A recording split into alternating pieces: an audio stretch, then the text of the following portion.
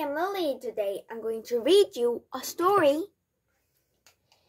Exploring the Amazon River. Reading it level 3B. Exploring the Amazon River. Okay, let's read it.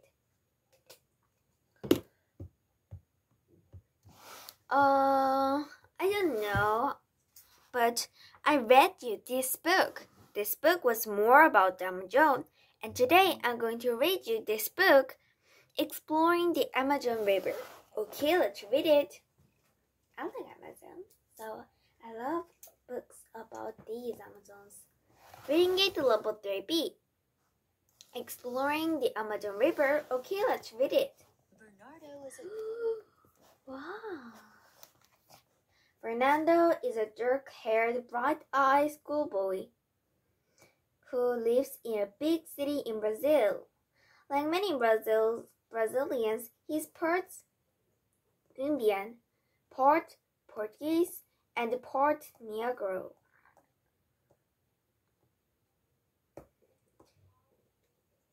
Every day, on his way to school, he passes a government office where he stops to look at the big sign in the window. The sign is printed in Portuguese, the land Bernardo speaks. It says Marcha para o Oeste. This means go west. Bernardo knows that his government wants young people to be pioneers in the world and the mysterious land around the Amazon River. Some of this land has never even been explored.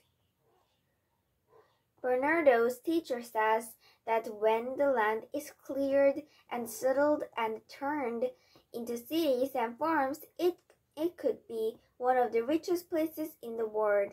But there are many problems to solve first.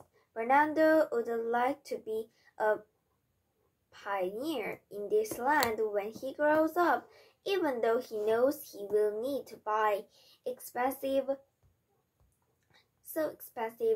fertilizer to make the poor ground good enough to farm.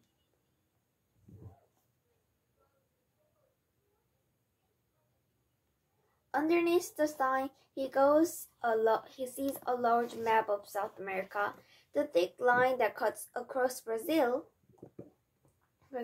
all the way from the Andes Mountain in Peru to the Atlantic Ocean is a mighty Amazon River. The other lines that flows into are great rivers too. Altogether, they make up the greatest river system in the world. Bernardo's eyes light up when he thinks of the places along the river that are unexplored. What if he should be the first to explore those places? Perhaps he would discover oil or gold or even diamonds. Oh. Then Bernardo's eyes darken. What if he should fall into the water and be eaten by a crocodile?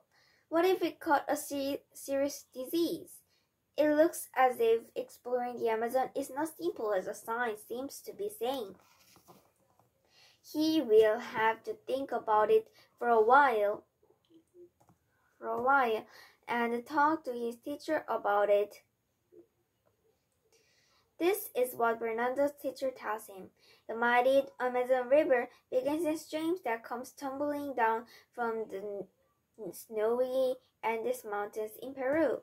Further on, it flattens out and becomes wide, lazy, slow-moving.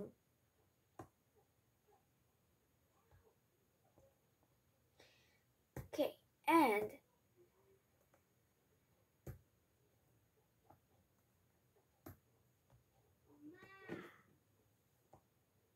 if you were traveling down the Amazon in a boat, Fernando, practically all you see along the banks would be green, green, green. Thousands of miles of trees are tangled together with bush and vine. There are few few cities and villages along the river, but most of them are hundreds of miles apart. Once in a while, you might pass a huge logging camp where you could see the ground left behind after thousands of trees had been cut down.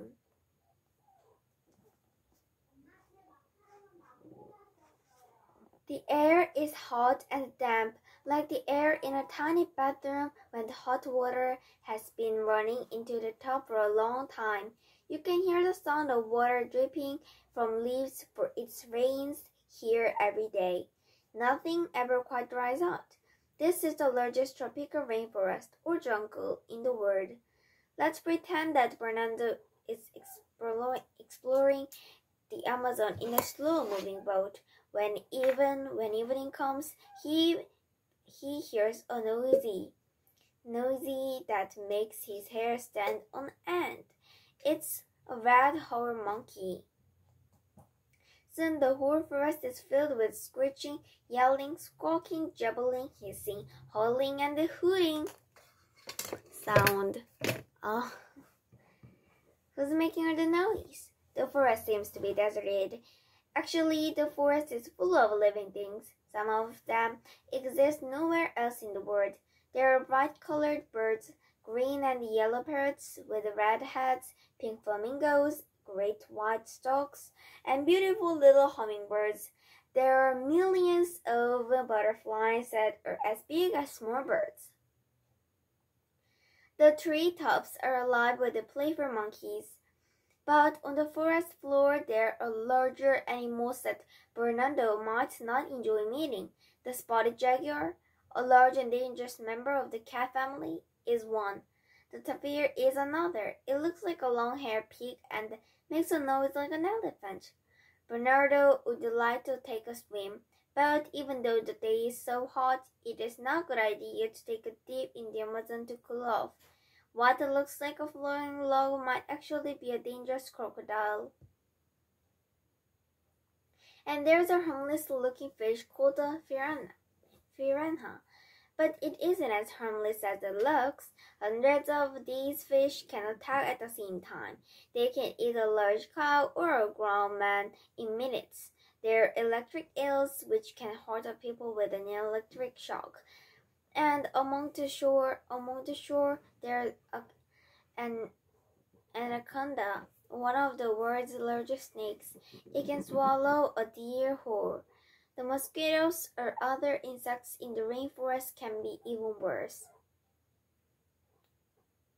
There are huge, hairy spiders and many-legged centipedes, and there are army ants, which travels in armies, marching in formation. They eat almost everything that happens to be in their path. There are even bees that might eat your hair and leave you bald. The Amazon Valley is nearly as large as the whole United States, but very few people live there. Some Indians do. They have figured out clever ways to stay alive in the jungle. Along some parts of the Amazon, large logging and mining camps have been built. Cutting and sawing trees into logs is a big business along the Amazon. Machines as large as buildings can topple huge trees and cut paths as wide as a house and 5 miles long through the jungle in a little more than an hour.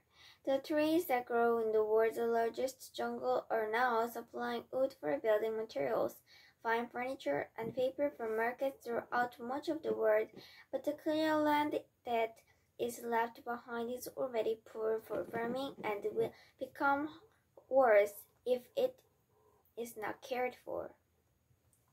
Already many young pioneers have started farming on land in the Amazon Valley given to them by the government.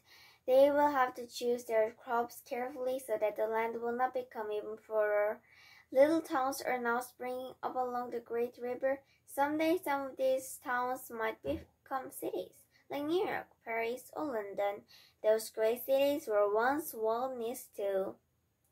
They are the story that's exploring the Amazon River. Bye!